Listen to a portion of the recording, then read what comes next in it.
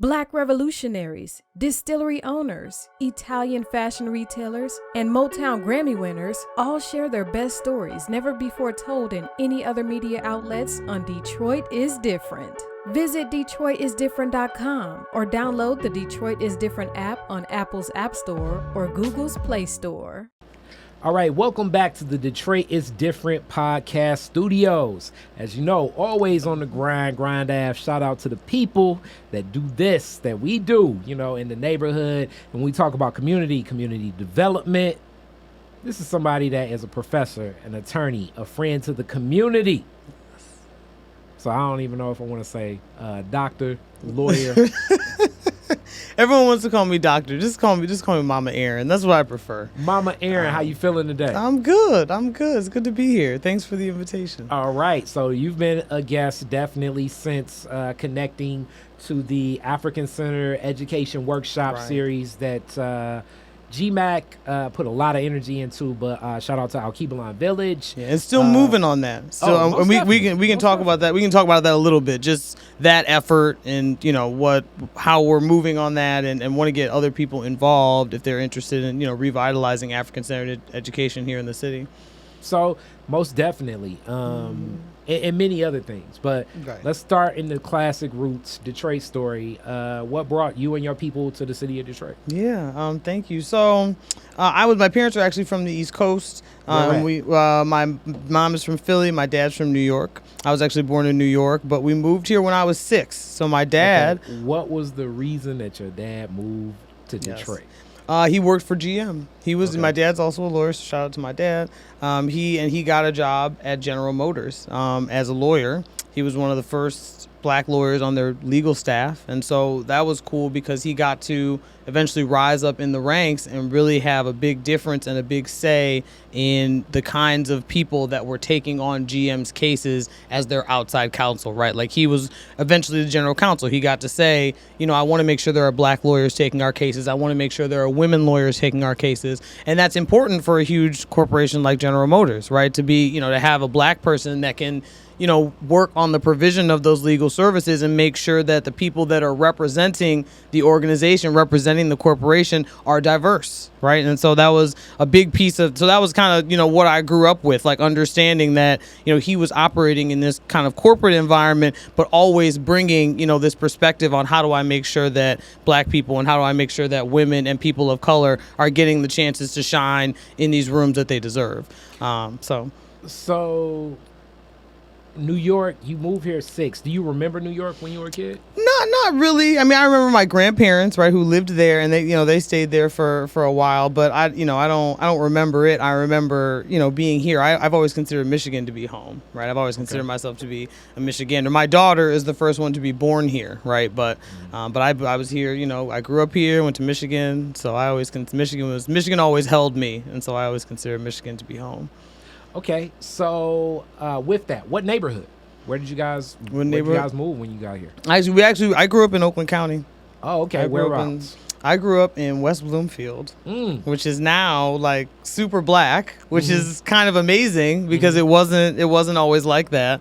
And I remember being like the only black kid in some of my classes and having to, kind of navigate and deal with, there's that, like you're not in with the white kids, right? But then you're still kind of on the outs with people who might be like, well, you're in the suburbs or you grew up this way or, so you're kind of in the middle. But I mean, my mom was a big believer in the fact that, I could be, the first black person in whatever school this was and that I had a role and a responsibility in a sense, to be there and to, represent what being black could look like, right? And to give them a sense of like, this is not something that is foreign to you, right? Or something that I belong here just as much as you do, right? And my mom she was really big on that. And so, I did that for a lot of my, young educational career. So when you connect on that from a young age, your mom's perspective, how did your mom adjust to moving to Michigan? Because this is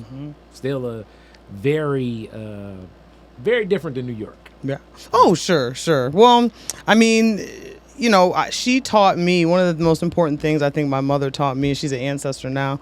Was about Kwanzaa, right, and then Nguzo Saba, and so those perspectives were really big in how she operated in life, right? Like, so even though we were in this suburb where there maybe weren't that many black people, like we were always, coming to Detroit to, go to black businesses, and she was always trying to find out who were the black-owned businesses that we could use, and how can we, make sure that we are tapping in with our people, regardless of where we may have ended up because of my father's job, right?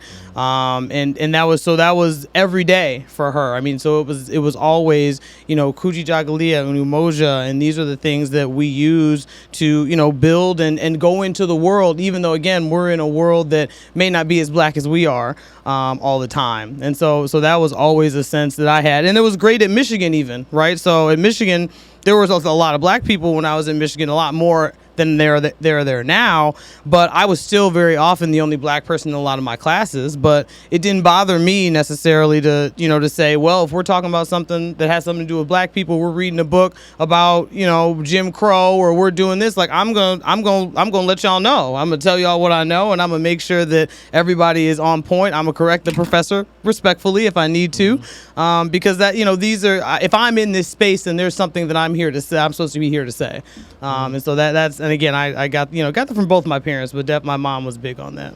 So you jumped in the timeline in U of M, speaking about Michigan. Yeah. So from high school to Michigan, what was it about U of M that made you want to attend Michigan?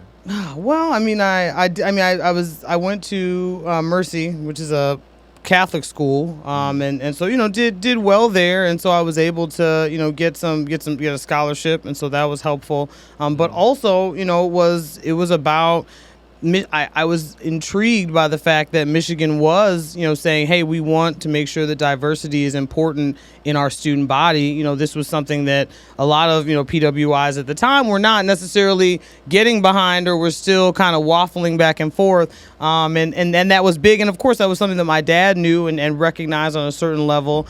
And I wanted to be close to home too. I still wanted to be home. My mom actually passed right before I went to college. So I still wanted to be, close to my father and my brother. So we could, still, kind of move ourselves through that kind of very difficult time. And it was a great place. I really had I always feel like I had a very black experience, even though Michigan tends to be a very white school. Because we had a big group of black students, lots of kids from Detroit, lots of kids from all over the state, lots of kids from New York. There were a lot of black kids that I met from New York and Michigan. These were some of the first people, of course, like growing up outside of Detroit, right? It's the motor city, everybody drives, but like there were kids from New York. They were like, I don't even have a license. They're like, because we have the subway. So just really interesting way to interact. And build with new people. And some of those New York people that I went to Michigan with, we would end up going to law school together at Howard. All right. So even before we move to that in that journey, you mentioned that your mom passed. She did. At an age where you're still young and growing yourself. What's in dealing with grief and what that can be like? What layers and wrinkles do you think that added to your journey in college, like at that point in time, like transitioning then? Wow. I mean, I think one of the most powerful things that I recognize, grief doing for me was it pushed me away. Again, I told you I went to Catholic school, and I had a lot of issues. That was really where I solidified. It was like I had questions about Catholicism or about Christianity, and they weren't really being answered right in that context. It was like you raise your hand, you ask a question, but it's like, oh, because the Bible says so or whatnot. And so I was already really troubled with that, and I think the passing of my mother kind of pushed me more to like, we'll look for something that makes more sense in terms of understanding your relationship with the divine. And that eventually would really push me that. And again, my mother's teaching of Kwanzaa would really push me to African spirituality, right? And so that, I think, is probably the most powerful shift. And it took a long time. I became a mother in between that time. There are a lot of other things that changed my politic and moved things along. But I always felt that there was more to it than what I had known and what I had been told. And it was after her passing, but with the lessons that she imbibed in me, right, that I kind of came to where I am now, which is really beautiful. So as you speak about these lessons and being drawn more towards seeing a sense of spirituality that's more in line with your consciousness, that spoke more to your soul, how did you even go about a journey like that, beginning at such a young age? I just always knew that spirit never dies. There was always, and I didn't, again, it wasn't necessarily something that I was seeing in front of me or reading, and I will, I give credit, to Michigan and a lot of the folks that I met there too, all kinds of, discussions and conversations and thought processes that, were brought up by different experiences that I had there. But when I really started to crystallize some of these things and pull them together, was absolutely when I was becoming, a mother. I was a stepmother before I was a mother, and then I became a mother myself. And when you're looking at your child, you're looking at children that are entrusted to you. It kind of changes. You're like, I want to figure this out, and I want to understand how to explain it to them so that they know who they are, right? Because all the other things that I've learned through law, through practice of law, through all the critical race theory stuff, all of that, it kind of broke down a lot of the things that I was either taught or that were taught in traditional school, right? And so all of that kind of I think it crystallized into I have to be able to teach my baby, who she is and who she comes from, because I know she's not going to get that from a traditional schooling environment, right? I know she's not necessarily going to get that even from other folks, right? Folks who we may love and respect, but she may not get that there. And so in order to really, be connected again to that spirit that's inside of all of us that never dies and connects us to, our folks in the motherland, our folks that are in the ground here, our folks that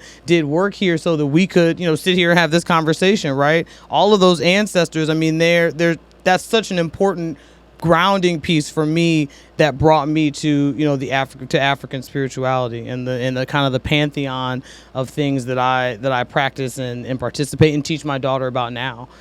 Okay.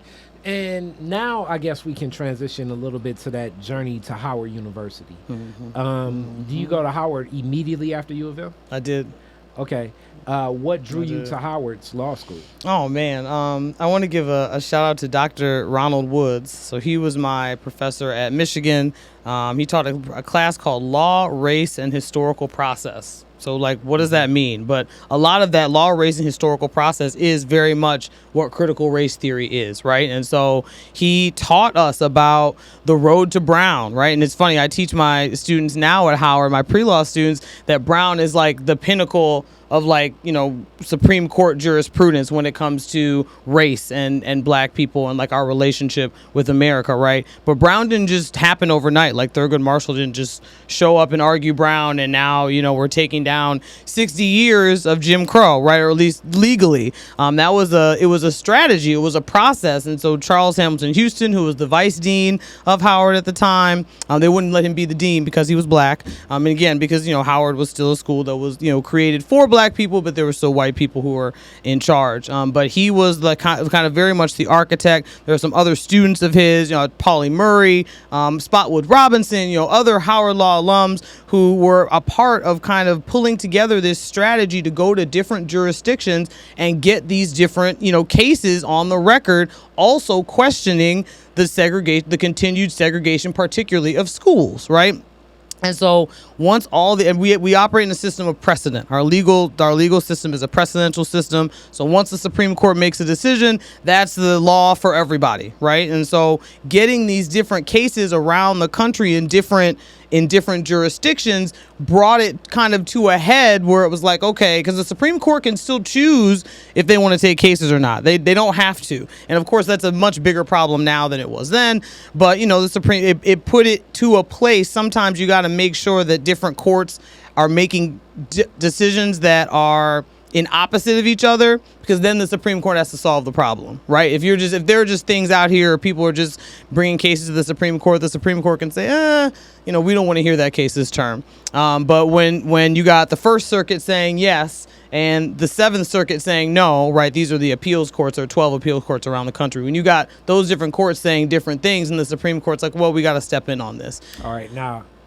All right, for everybody watching, I know you probably got deep into like feeling like you're watching a director's cut of like the deepest law legal counsel type thing.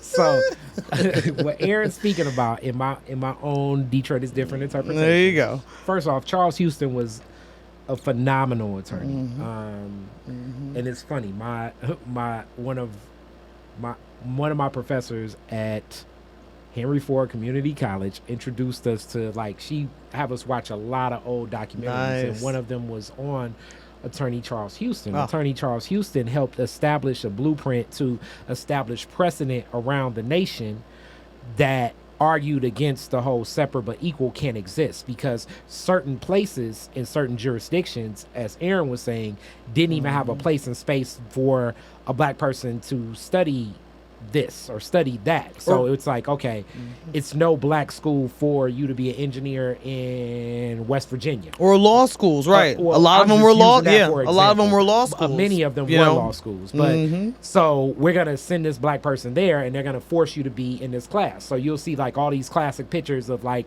the black person sitting outside the classroom, learning law, while all the white law students are inside the classroom. And you use this as a precedent to break it, because it's like precedent, which basically means that if it's happened before, it's legal standing, quote unquote, in our nation to happen again.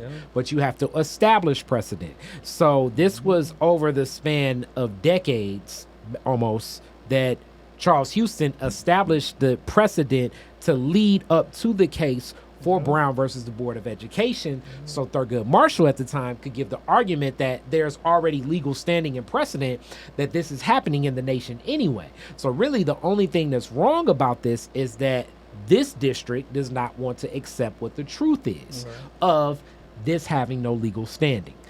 But it needed to be orchestrated and blueprinted, and that is Attorney Houston, who is one of the anchors of definitely what has become what we label as civil rights law. Right.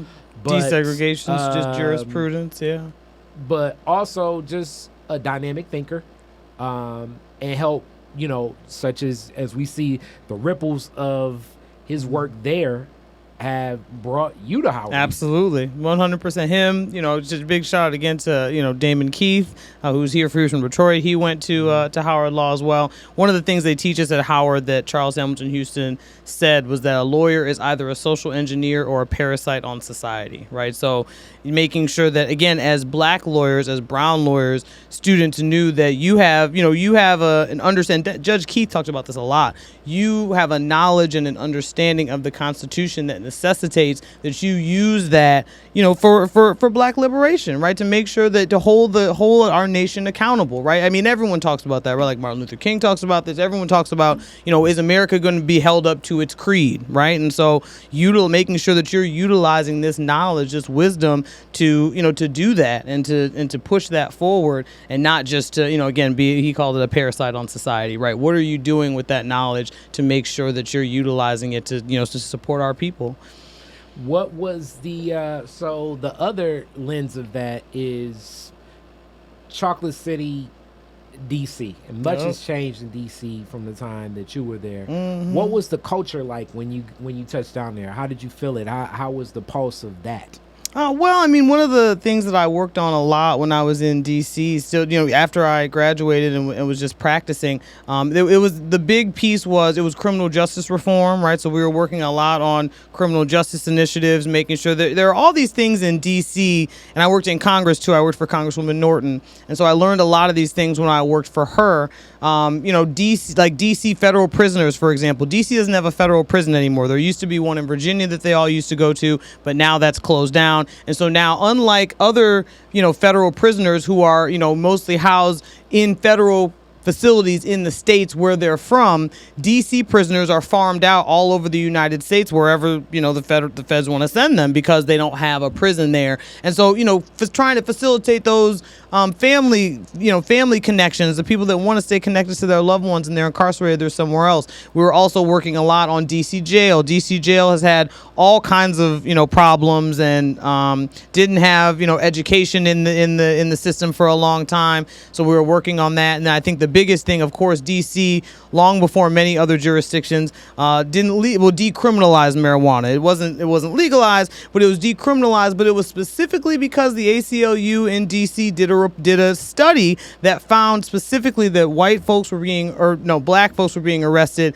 at double the rates for marijuana possession as white folks in D.C., which is mostly black. So of course it was from a racial justice frame. The very specific thing that was asked on the ballot when D.C. voted on it was, about racial justice and saying we are acknowledging that the arrest rates are so skewed and we can't fix it, right? Like we've done all these other things to try and fix it, to control for it. We can't fix it. The only thing that we can do is decriminalize marijuana, and it worked. So I mean, so that was, so all of those things were really exciting, during that time.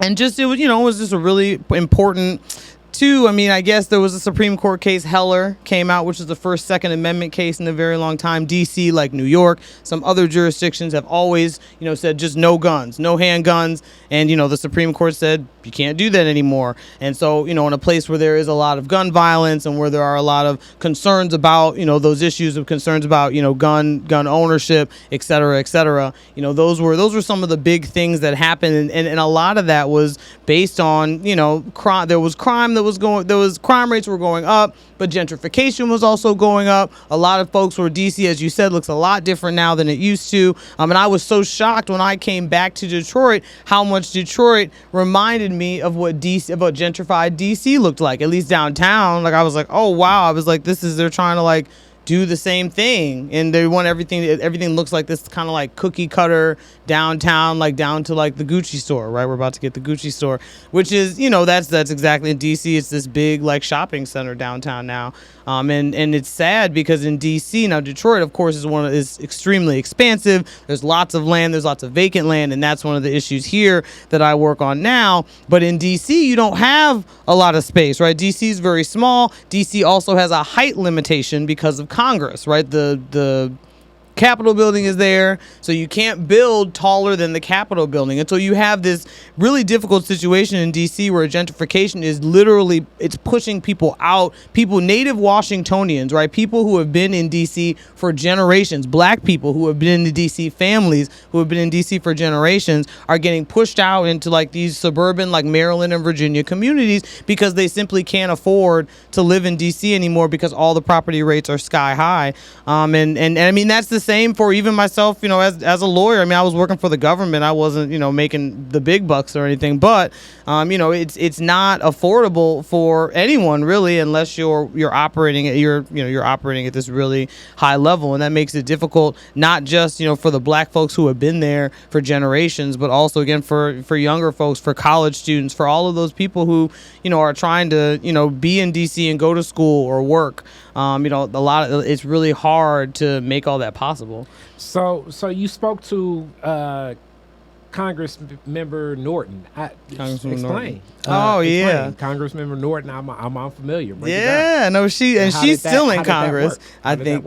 Yeah, no, it was good. I worked in the Senate first, so I worked on the impeachment of a federal judge, which is very rare, but it was pretty cool. I got to do that for a while, and then I worked for Congresswoman Norton before I went to the DC government. What district? She's just the district of DC. She has one district, so she is on par with like Puerto Rico, Guam, so the other, U.S. territories, so to speak. And so depending on who's in charge of Congress, right? So if you go into a new year of Congress and there's a Republican majority, they usually don't, they make rules and they don't allow Congresswoman Norton and the other delegates, they call them delegates, to vote. They don't allow them to have a vote in, they might have a vote in committee, but they don't allow them to vote on bills, which is important because most of them are Democrats, right? And so they're kind of shunning those votes. And so in DC's case, if you don't have, if she doesn't have a vote in that particular Congress, then there's no, she's not voting on legislation. There are times when there's legislation about DC that she can't vote on, right? Which is crazy. And so so this brings together, the whole taxation without representation piece, right? And I remember there's a board in DC where they have a number of how much DC residents have paid in tax without having full representation in Congress, right? So that's something that she still is dealing with, but she's brilliant because she's figured out all these other ways to get DC's issues in front of Congress and to make sure that DC has a voice, even though she sometimes doesn't have a vote, which is really, it's just, it's a really powerful position for her to be in. And she down to, I think they almost got DC to be a state. I want to say it was 10 years ago now, but that's always been her big push too, is DC becoming a state. How did you end up in that position? Like I said, I was on the Senate side, so I was working in the Senate, and at the time, and I think it's better now, but at the time, it was really slim pickings in terms of black staffers in Congress, and this has been an issue. It's like you have all these, of course, in the Senate you have way less black people. I'm trying to think if there were any black people in the Senate then. I think Cory Booker might have been, right? But so you have even less, black staffers on the House side. It's a little better because, again, the House are selected by different districts, whereas the senators there's 2 from every state. And so I had the opportunity. I was looking for a CBC member. I said I wanted to work for a member of the Congressional Black Caucus. I wanted to be involved with, with understanding how the Congressional Black Caucus operated, especially. And I'm trying to say that I think that when I was in Congress, it was Republican controlled, right? So I wanted to, be affiliated with an office that was kind of battling that and fighting those battles every day and trying to, make sure that their measures are getting before the Congress, that their bills are getting passed, that they're getting the consideration that they need, even at the committee level. Because even now, it can be hard. Like there's the George Floyd bill has been sitting in the Senate forever and hasn't had a hearing. It's like just because something is there doesn't mean that the people who are in charge are going to decide, right, that they're gonna give it a chance. So as this is going on, just life, what's happening in life, family here, Detroit, are you like entrenched in your roots there in DC? What's happening just from the personal perspective as you're in such a busy, I guess, professional space? Yeah. At the time? I've always really tried I want my work to reflect my values, right? And so I've always tried to make sure that the work that I was doing was also connected to what I wanted to be doing, personally and professionally, which has always been, for Black liberation. I wanted to be a lawyer because I thought that was going to be the best way, for me to, push forward and make sure that, we didn't have all these Black folks in jail, to go back on, the war on drugs. Like these are the things that were happening, when I was a child, and I could see this, and I was like, this is terrible. Like I want to be in a position to change that. And so personally, it was great being in D.C. because a lot of my Howard Law colleagues were still there. We were able to collaborate on a lot of these, criminal justice reform measures, that I talked about. I met my daughter's father. We were starting a family. He has children, so I was doing a lot with his children, and so that really helped also to kind of socialize me as a mama, right, and help me to understand. I would take them with me to my NAACP meetings or whatever I was doing because I wanted them to be able to see, these are the things that our parents and adults do, and this is us coming together to try to work to make the situation of our people better. And these are things that we might have to do it after work or after school, and we might be tired, but it's important, and so that politic was really, it was a good thing for me to be able to have those children entrusted to my care, so that I could also teach that to them and then eventually teach it to my daughter. So that value system of bringing basically the extension of your value system had your professional and personal life kind of connect and intersect Very much so. With everything. So being that immersive in something was natural for you then, I assume. Naturally. Yeah. And then these altruistic initiatives that you're taking on can be, that's late hours of work. That's a lot of focus. Like, did you ever, like, during that time, how did you develop to say, okay,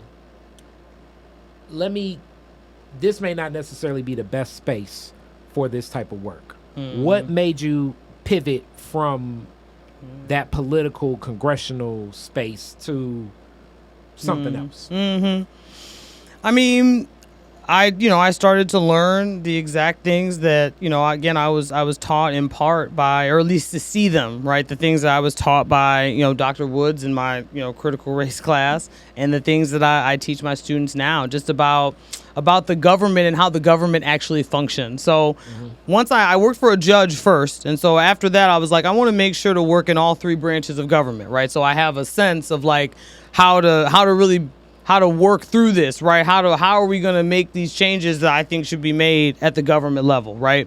And so, again, I worked in Congress, I worked for a judge, and then I worked for local government. And I mean, a lot of it it's pretty simple. I mean, in terms of America, the foundation is faulty, right? So we can amend the Constitution and we can, have passed Supreme Court cases, but none of that matters if the foundation is faulty, right? And it's like we hold the Constitution up as like this gold standard, right? Like everything, if it's constitutional, then it's right. But that's not necessarily accurate. There's so many things. Like, look at what the Supreme Court just did to Roe. Like, they could do the same thing to Brown tomorrow if they wanted to, and it's like, and so, when we talk about, the amendments to the Constitution, when we talk about the Constitution and is this the standard that we want to hold ourselves to? And I started to learn that it's not, right? And so I think that was a big piece of why I started to kind of step back and say, well, I think I understood better what people say about it's so important that we're creating our own, spaces, that we're creating our own things, that we're creating, the things that we need. We're cultivating, right? So my shirt says we're cultivating the spaces that are going to hold and support us, because the systems that are in place are not, they're not going to, right?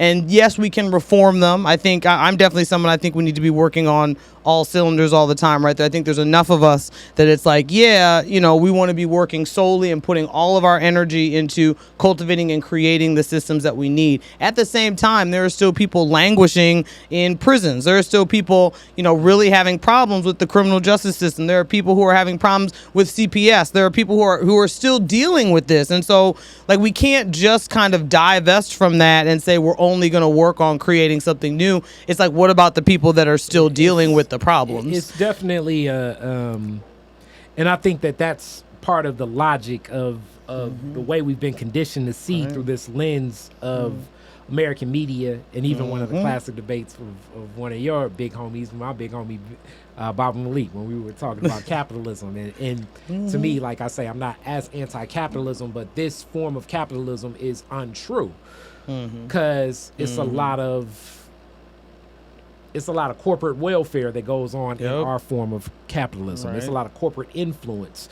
But in this form of capitalism, it presents these ideas of like everything's a zero-sum game. As if it's you're either right or you're wrong. It's either red or it's blue. It's either left or it's right. And life has so much more variations. Things look so different. It's not as if one thing or the other. Some of it is revolution, and some of it is reform. Right. And some of it is evolution. Like, it's not one path meets all, period. Even with like, here's a classic one. And it's interesting because right now I think that they're slamming some of it, like I watch so much stuff, whether I agree or disagree. It's just interesting to see. But I'm looking at some conservative pundits speak about Stacey Abrams and some of her views on defunding the police and her perspective of having the security details that she keeps. Yeah. But running in Georgia for anything as a black woman, security that's a logical thing. Yeah, absolutely. But then we get into discussions of like, if police are abolished, because that's the other thing. I think a lot of times people are looking at defunding the police, using media to change it to abolishing police, and some people are for abolishing police too. But me understanding some of the shout out to Amos Wilson, some of the hysteria and pain and traumas that we experience, especially in like black communities, there does need to be some authoritative figure. And I'm not necessarily, I'm definitely the most, I can't even think of outside of just the following the protocols of calling police. That's the reason why. But some of the traumas that exist in some of these conditions and households, absolutely, something needs to exist. I don't know what entity that is. I mean, I think I would love, again, I think it's like a process, right? So when I think of defund the police, like I also don't think that doesn't. I think some people think it means immediate abolition, right? It's it's over, and no, I mean like. We've been talking forever about how police are getting thousands and thousands and thousands of dollars for, tanks and things in the state. I would go probably millions. It's probably more. Possibly billions, like lots and lots of money.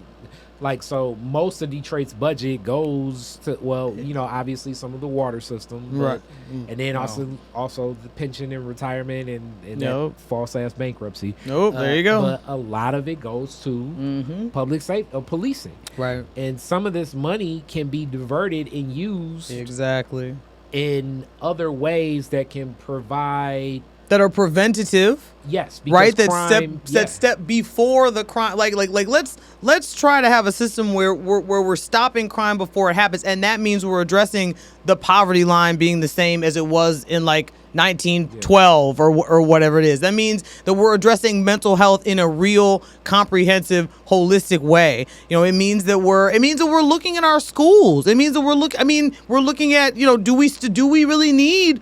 Again, this is a 246-year-old document. Do we need everybody to be able to have guns just because the Constitution says so? No, I not necessarily.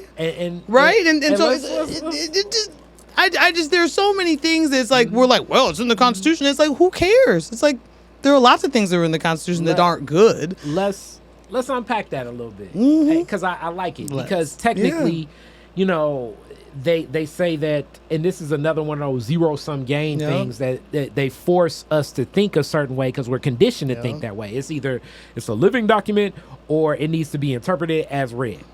The reality is you can't interpret it as read. Well, you can because they do it all the time. They try. They know what I'm saying, that, and it's because but it doesn't make sense. It's like the Bible. It's we say we've disespoused all of these things, right? We say that we hate slavery, right? We say that we hate, we hate women not being able to make their own decisions, right? We say that we're getting rid of those things. We say that we recognize that those things are wrong. We say that we hate taking land from, native, sovereign nations. We say that we hate all of these things, and then we continue to do them. And so it's like, that just because something is there in a 246-year-old document doesn't mean that we should always be looking to that document for guidance in a society that claims to be completely different. And that's my thing. It's like, if we're going to claim to be different, or we're going to distance ourselves from these things that, were core to the founding of our nation. If we're honest with ourselves, if we're going to say that we're distancing ourselves from that, then how can we not distance ourselves from the document that they created? And to me, and I give this argument oftentimes, like, America was established first off, like my dad will say, like it's a criminal enterprise. But the reality of it's stolen land, it's stolen labor, stolen and in people. reality, even for the argument of the Brits or whatever, like it was the whole taxation without representation. It was lending provided through what was known as quote unquote the key tribes that made up whiteness. So like Britain, England, and some of Germany that was not paid back. So this whole idea of Paul Revere running through town saying the British are coming, it was really like, you know, if you have somebody in your house and they like, hey, the landlord here, so we ain't about to pay him. Go on and get your gun, shoot them in the face. Right, yep. So I know that sounds like a real raw ass version of what happened, but that's American history. Yep. It's the landlord came, Britain, give us our money. America said, hey, guess what? We got enough money from Portugal and all these other places that say they want sugar, they want from cotton, slavery, right? They want access to what we doing over here. It looks like France is out with this Louisiana Purchase. So we got enough to turn around and say, we just gonna kill you. Yeah. You know? So that was the tenet. So like really you have stolen labor, stolen land, and also an unpaid debt to stolen their nations, of European nations. And I'm not saying that Britain got its money from not ill-gotten gains, a legal term for you, there you go. as well. But it's still like the premise of this nation is built, as I always say, it's designed for white men with landowners, property, right? Yep. and businesses. And those that's the basis of our government system. Absolutely. The further you get away from being a white man with businesses and property, the more the design of America working for you doesn't function the same. And even all the public goods. So like even public schools, like when people say public schools were great, public school was a design from Carnegie because you had to switch off a agricultural class with really a lot of white employees, white labor, to an industrial class. So the best way to where the kids gonna go when I'm at work, provide productivity, is to you got to teach them something so they can learn to read, because if more people get steel dropped on them, I lose labor and I lose money in this person done died in the steel mill again or the coal mine. So why don't we teach them how to read so they can read the instructions so they can be a productive worker?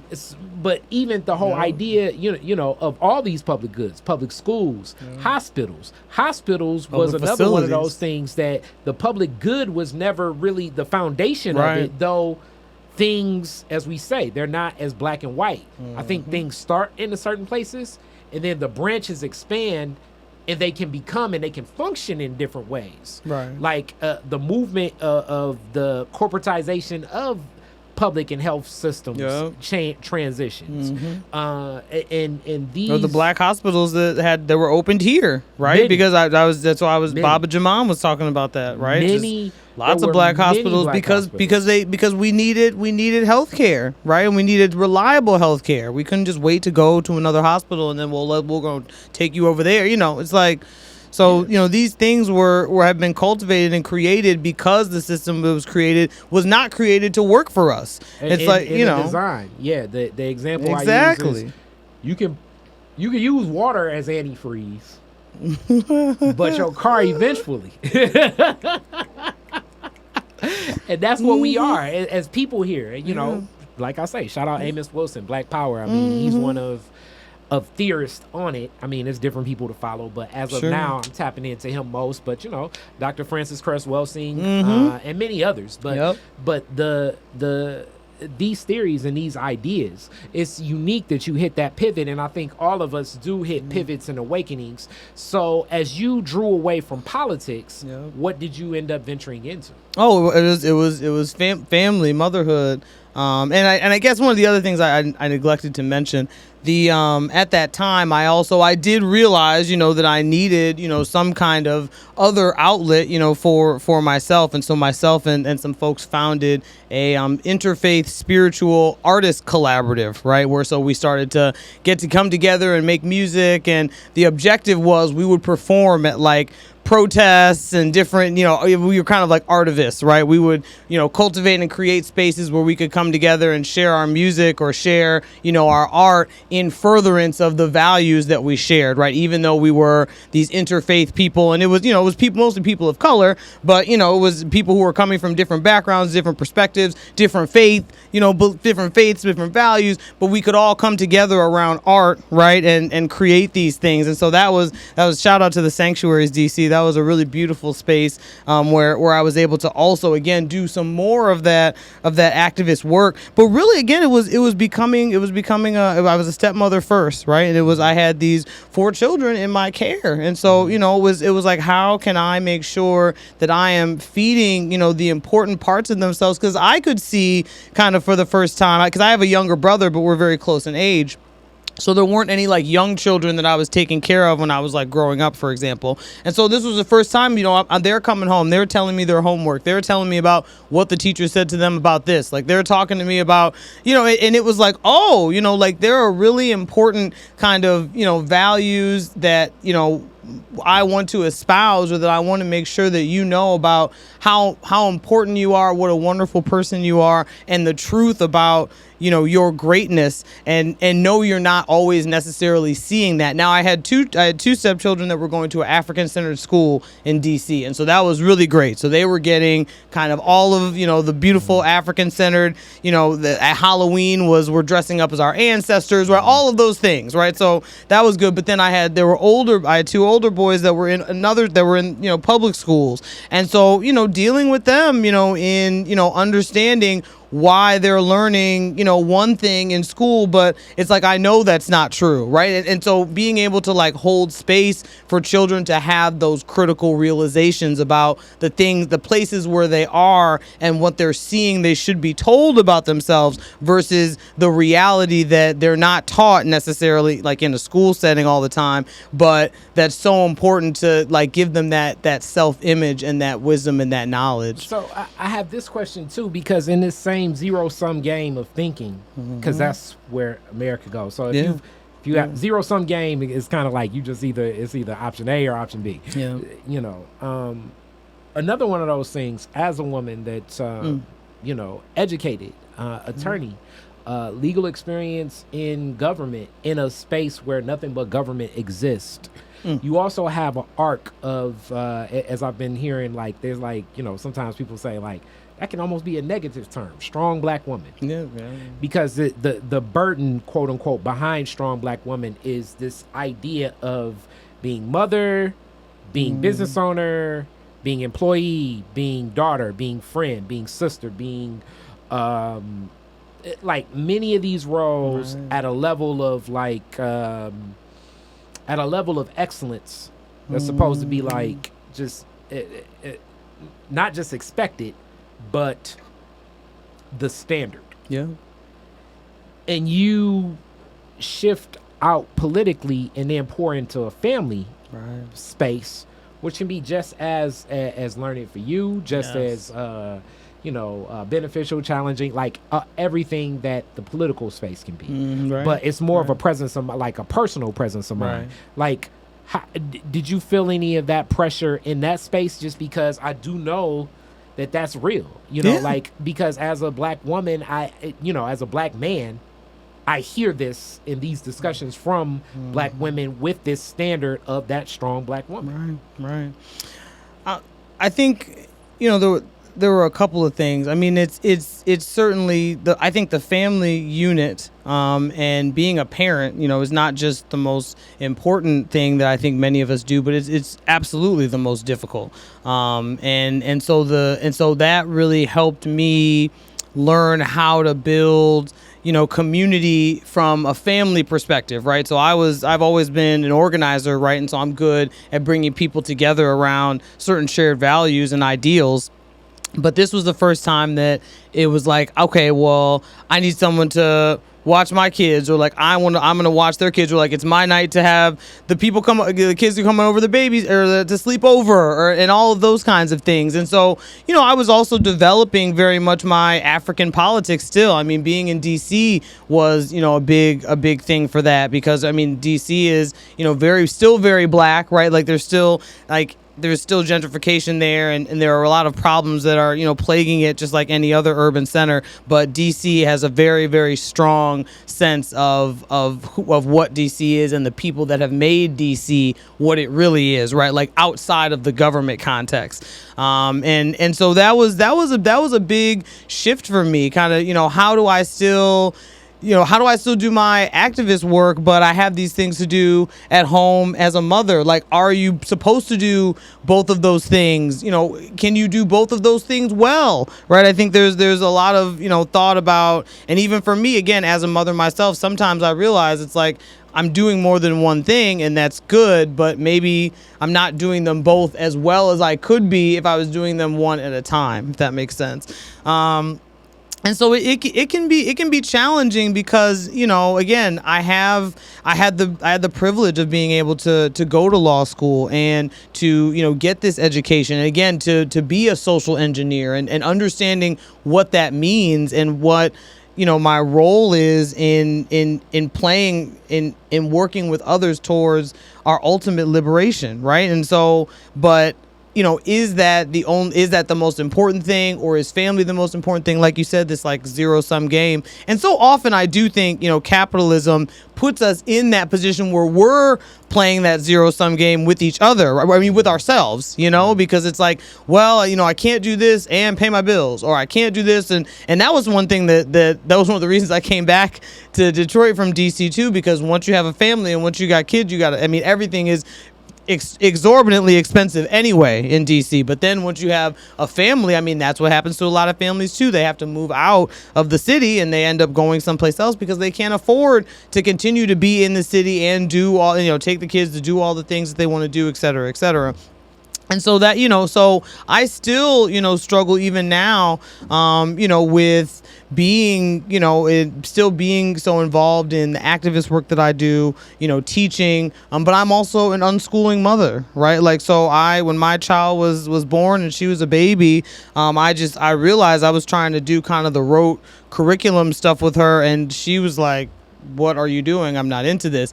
And I started learning more about unschooling, right? And so this whole idea that, our children, and even think about it, if you think about, our ancestors in any context, in many instances, it wasn't necessarily that there was a school, right? There might be teachers, but there wasn't a school. Like life is the school, right? Like what we're doing is the school. Like, so we're going here and we're doing this, or we're going to nature and we're doing this.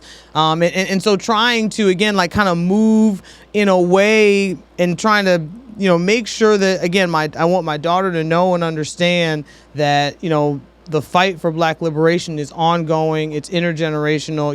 You have the baton, and there's something you're supposed to pick up and do with it, right? And so it's important that you see and understand that. But also, thinking, it caused me to think differently about, these systems that we have and that we say, and again, I understand, again, as a parent, sometimes you're like, this is what I got to do. Like, I got to work. This is the job that I could get. I got to send my kid to school. I got to do this. You got to do what you have to do. And I think everybody goes through that. But, being able to say there might be a different way that we can start to come together around this, or like if it's important enough to us to say, we want to make sure that our children are getting some kind of African-centered component. We want to make sure that our children, like, that's the inspiration for the forest school, right? Like, it's like, I want my child and other Black and brown children to understand that you have a special, unique relationship with nature as a Black and brown person, and that the way that you interact and are in nature, like we are one, right? Like with that, it's not something that separates them from us. It's not something that we have dominion over, right? Like it is something that we and our ancestors for millennia have worked in concert with, and from that has come great civilizations and agriculture and all these things that people from the African continent have given to the world, right? It's been working in concert with nature, not what they're taught in a traditional schooling environment. And so you say, well, how can I do this in a way that's going to, again, imbibe this in my child? How can I make sure that we're creating systems that will help our children to understand these things and give them a space to cultivate and grow and understand that? And so I can't say that anything has really impacted me more than being a mother. Like I said, even like I said, I say step, that's just, I'm a stepchild myself. Again, I told you my mother's been an ancestor for a long time. So, big shout out to my stepmom. She is super cool and I love her. I love her family. And so that's just a term that I use. But my stepchildren really also kind of pushed me and catalyzed a lot of things for me in terms of like what is the kind of mother that I want to be.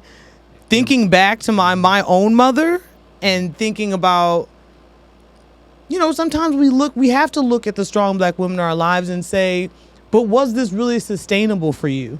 Right? Like, was this something that like you could really be doing, or like, is it something that it's sustainable for me to emulate? And sometimes the answer to that question is no. Yeah. And that's hard. And just reassessing what value systems are. I think obviously being a black man, it comes with a different lens, but that standard of strong black woman, especially when we think of the divide in so many households, where a lot of fathers aren't, like, even on my block, I want to say my dad, Mr. Bastida, Big James, time to time Junebug, but when we think of like the 25 kids over here, right, the fathers weren't as present, so it's a different lens of that barrier of what that strong black woman in the way that it's spoken about, and I kind of like, it's like I follow how that is a term that's endeared and definitely looked at it with pride, but it also comes with another standard of possible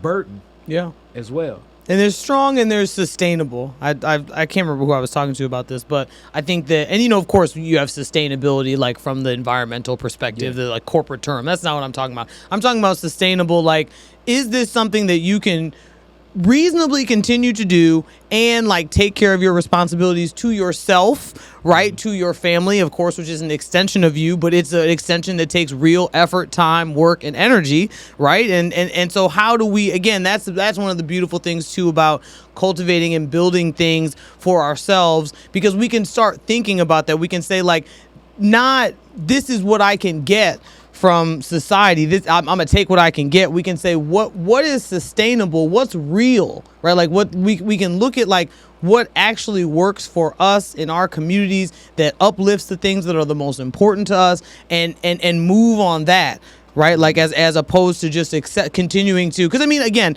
there are always going to be some of us in times when we're going to have to just accept certain things the way that they are, but I think we can always also be thinking, working, plotting, strategizing, moving on like, but this is what we know that we need, and like let's keep doing what we can to get there. I mean, it might take a while, but like let's keep doing what we can to get there. I love the way that you presented that, and then even getting deeper into that space. It's quality of life. Yeah. And the quality of life's matching where the value sets are, because sometimes you'll have the perceived quality of life, but it's not matching with the value sets, and then you see imbalance express itself in different ways. I mean, it's rare I shout out other podcasts, but like in something I was listening to with Mike Tyson, and he was talking about in jail he found more peace than being, the multimillionaire boxer that he was outside, because it was less interaction, it was less noise, it was less this standard of who, as we think of the character created in Iron Mike Tyson, and that's powerful. Now, this is such a unique, and he even said, like, obviously to find peace there, you already have a different balance going on from traumas in life and everything of losing his mother and all his story. But it's unique that when we think of where this balance and where peace can stand and what that is, and as you say, the real sustainability and really just our own definition of quality of life. And as we get closer to a close, and I still have some classic Detroiters different questions, and I would definitely want you to come back, and which you will be with your team too. That's right. Yes. What are projects now? You're involved in a series of different projects. Yes. So instead of just getting into what all the projects are, and you can name them, okay, but what's the motivation as you engage in things now? What motivates you now? How do you pick and choose where things are, so that it does fit your value set, so it does heighten your quality of life? Oh, sure. One of the most amazing things I think I did for myself, I don't want to say most amazing, but it was a big step for me. In my email signature, right? I added something to my email signature that said, hey, I'm an unschooling parent. Like, this might impact my daytime email response time. Right. And so, like, that's not like a big thing, but I recognize that people don't necessarily, they don't really travel with their children like I do. Like, my daughter's with her dad now. But like, she, is very much involved in a lot of the things that I do. And so a lot of the things that I do, I'm always thinking about, is this something that I want her to learn? Is this something that she can benefit from? And can we be there together, right? Like, so I'm a big, a lot of my work, a big value in my work is intergenerationalism, right? Like, so we got to be thinking about what from, again, from my music, even the music that we listen to. My daughter, she's so over, I'm always listening to Bob Marley because I'm like, I know Bob Marley is not going to like drop a cuss word on you. You know what I'm saying? Like, he's going to be chill. He's going to be talking about Black liberation. He's going to be talking about uplifting you and like moving forward. Like, these are good things. But all of the things that I do very much are partially, I'm like, well, what impact does this have on me being a mother and me transmitting this knowledge? Because that too is one of the most important values that I espouse is not, and not just for my daughter, of course, like she's in my care, she chose me, right? And so I have, I hold fast to that connection that we have. But I think that there are so many things that we can do for all of our Black and brown children, right? Because I think that especially like with schools, again, being in the school system now, even though, I teach at the college level, I understand it just a little bit better. And again, as a mother, right? And the idea of like being the first teacher, it's like, hey, how can we marshal that so we can, be the first teachers of our babies together? And like, how can our babies be involved in our lives so that they can kind of see what's going on? I think so often, like, our kids are somewhere else. And so they don't get to see us having meetings. They don't get to see us strategizing about things. They don't get to see us talking in groups, about the things that we're going to do. They don't get to see us working. And so I very much kind of, I like to be in spaces and operate, in a way that is intergenerational from that perspective too, right? Like, not like leaving the little people behind and making sure that they're present and they're there. And so, of course, when I joined the board of DBCFSN, the Detroit Black Community Food Security Network, that was focused on, I also think, again, big time, I tell all my students this, no matter how old they are, how young they are, I think all Black children need to know how to grow their own food, period. Like, I mean, it's just, we have no idea where this, ship is going. I don't want to say we have no idea, but, we don't know where this ship is going, what they're going to be dealing with in the next generation, what they're going to be dealing with 7 generations down the line. They need to know, that's basic. They got to know how to grow their own food so they can survive. And so that was a big piece of getting involved with DBCFSN for me. It happened to be that the board needed a lawyer, right? They needed someone who kind of had that legal sensibility. And so that's been really great to be able to bring. It's really important to me too, to bring, like, I recognize that having a law degree and a bar card and all of those things, like, those things are a privilege. And so I need to be utilizing that privilege at all times to make sure that I'm working for the continued liberation of our people, right? So that's why I always keep my bar card, even though I don't necessarily practice, but I always keep it because, like, so you can call me, like, if somebody's in jail, you need me to go talk to somebody in jail, you need me to go try to get somebody out, you need me, those things are things that our community always needs. And so those are things that I think, again, social engineers, Black lawyers should always be prepared to do to the extent that they can. And so that, it feels really good to be able to utilize my legal skills for directly for Black liberation, right? Like, directly for the Detroit Black Community Food Security Network. Because I was a part of DBCFSN when the pandemic hit. Actually, the last public thing that I went to before the shutdown was the DBCFSN meeting where they announced that I was joining the board, okay? And then shut down. So, as Juneteenth was approaching, and there were folks at DBCFSN talking to the folks at Keep Growing Detroit and the folks at Oakland Avenue Urban Farm, saying like there are some farmers that are not land secure right now, right? There are some black farmers in the city have been farming on land that they can't afford to buy, again, for a variety of reasons. The land bank has taken this land and driven up the prices, et cetera, et cetera. And so we're concerned, about the pandemic. Like, this is not the time for this land to be pulled out from under these folks, because it's happened before, right? Like, people got crops, people got plants, and the city's like, well, I mean, we sold it, so it's over. And so that was a conversation really that my co-founder Tefira had really been having for a couple of years before the pandemic. I'm sure, hopefully, she'll talk with us about that. Thank you, on the 28th. But so that's how those three organizations came together to form the Detroit Black Farmer Land Fund. And so we were like, well, let's try to raise like $5,000 for some of these black farmers, right? Because, you have side lots and neighborhood lots. So, we were like $5,000 can help a great amount of people. We raised like $5,000 in one day. I mean, it just, and again, so this is also, it's the pandemic. It's Juneteenth 2020. So also George Floyd had just been murdered, right? Like, people are still in the streets. People are still angry about this. And so I think it was really a perfect time to really say, like, we want to be able to invest in yes, we want to be able to invest in self-determination. We want people to be able to grow their own food. We want people to be able to provide fresh, good produce to all of their community members who might be, again, locked down, not able to go, do what they need to do. It's the pandemic. This is the beginning of the pandemic, right? Like, people are terrified. Our elders are terrified. People are dying, right? Like, Detroit hit, I lost a friend during right at the beginning of COVID. I mean, I remember it was so bad.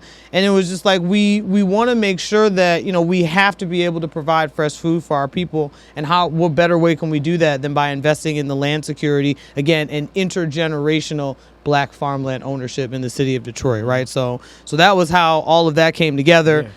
Like, $250,000 later, we're at this new level where we're growing as an organization, right? We're really excited to have an opportunity to shape this, some of these, policies for the city, so Detroit can be as black and as green as we want it to be, right?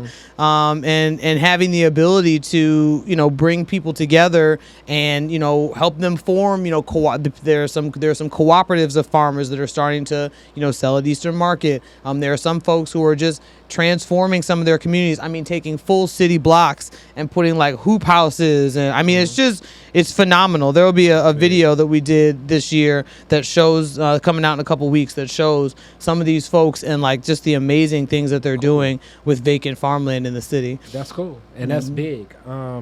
So yeah, you all will be hearing more soon. Erin, that team, Detroit Black Food Security Network, Black Farmer Land Fund. But yes, that too. Black Farmer Land Fund. I mean, we think of so many, Mama Charity, like just so many people that were anchors in this space. Absolutely. And the co-op, Detroit People's Food Co-op. So if you're not a member, please so many be a member. But now we get to the end.